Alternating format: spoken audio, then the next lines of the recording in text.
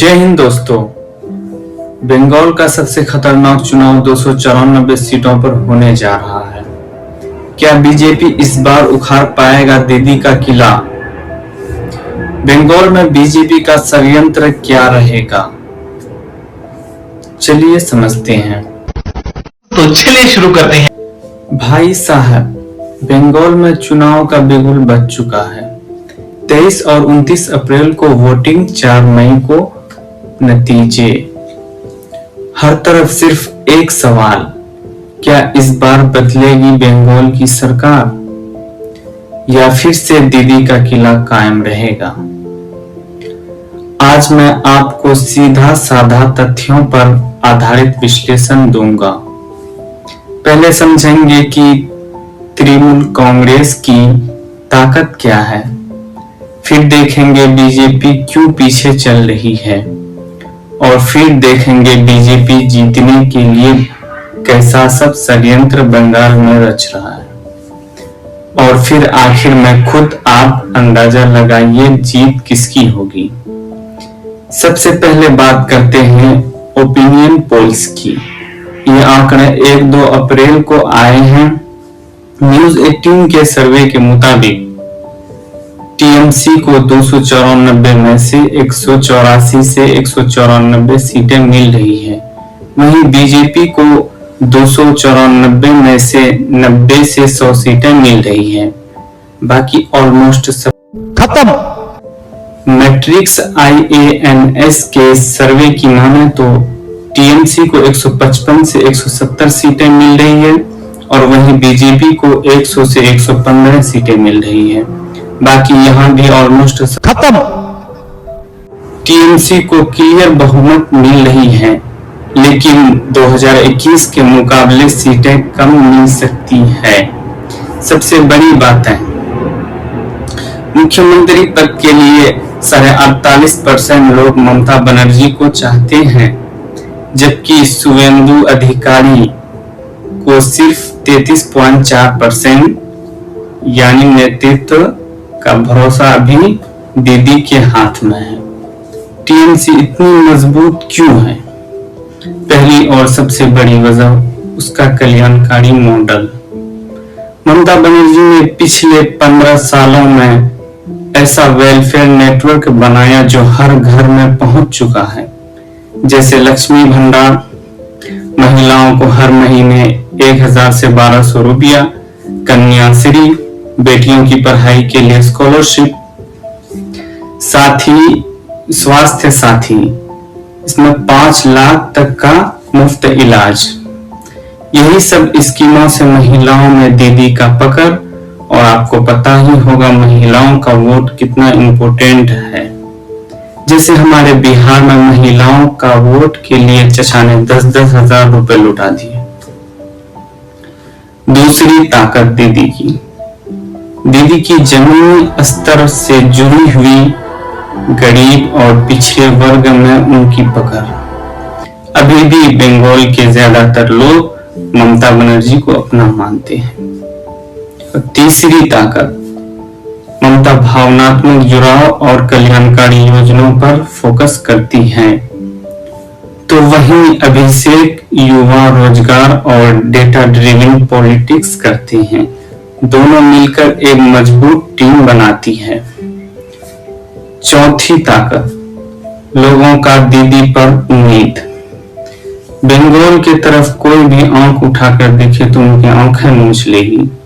दीदी का हिम्मत, दीदी पॉलिटिकली बहुत स्मार्ट खेलती हैं, तभी बीजेपी जिन षड्यंत्र का यूज करके बाकी स्टेट में जीत जाती है, बंगाल में वो काम नहीं करती, क्योंकि आप ईडी CBI का रेट तो गिरवा सकते हो, लेकिन एक स्टेट की सिटिंग चीफ मिनिस्टर उस रेट में घुसकर बीच से डॉक्यूमेंट्स निकाल ले आती हैं। आप क्या ही कर लोगे? दूसरे स्टेट की चीफ मिनिस्टर करना तो दूर की बात, यह सोच भी नहीं सकती। वो दीदी है, तभी तो बंगाल के लोगों की उम्मीद है।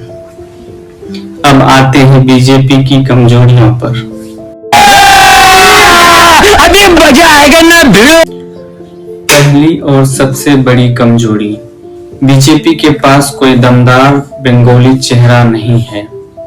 शुवेंदु अधिकारी तो हैं, लेकिन उनकी लोकप्रियता ममता से काफी कम है।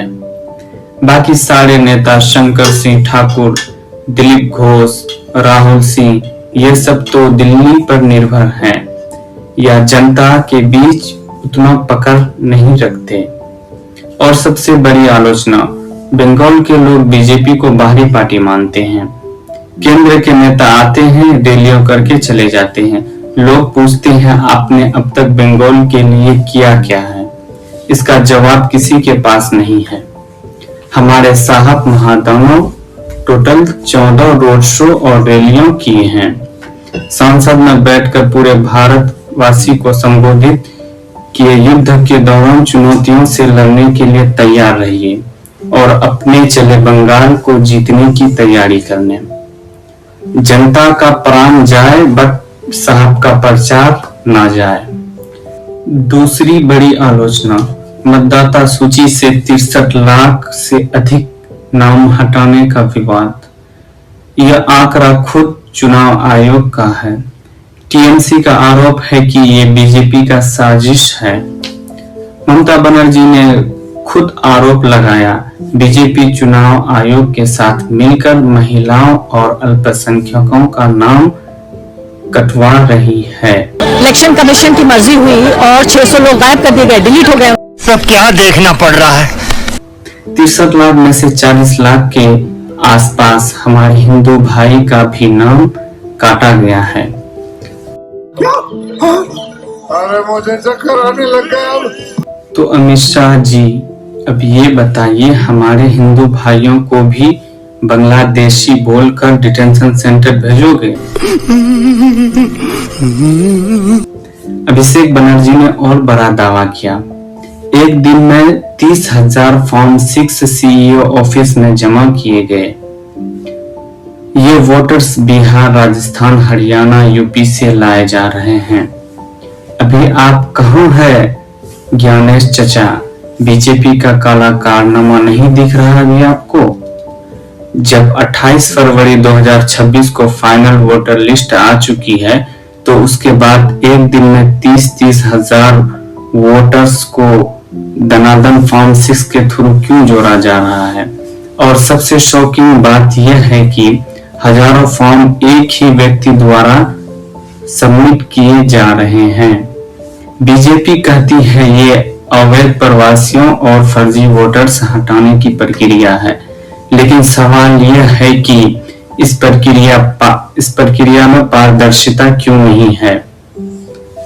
इस मामले में सुप्रीम कोर्ट को हस्तक्षेप करना पड़ा। तो साथियों, आप बताइए ये सही है? नहीं। ट्रंप और नेतन्याहू जितना ईरान से युद्ध जीतने के लिए साम दाम दंड भेद का इस्तेमाल कर रहे होंगे, उससे कहीं ज्यादा बंगाल चुनाव जीतने के लिए हमारे रंगा बिल्ला और इलेक्शन कमीशन के रोबोट दोनों दिन रात मेहनत कर रहे हैं। आपको क्या लग रहा है दोस्तों? क्या फिर से एक बार बंगाल में दीदी की सरकार? आप कमेंट्स बॉक्स में जरूर बताएं। अब फैसला 4 मई को। तब तक के लिए वीडियो अच्छा लगा तो लाइक, शेयर, सब्सक्राइब करना ना भूलें। धन्यवाद।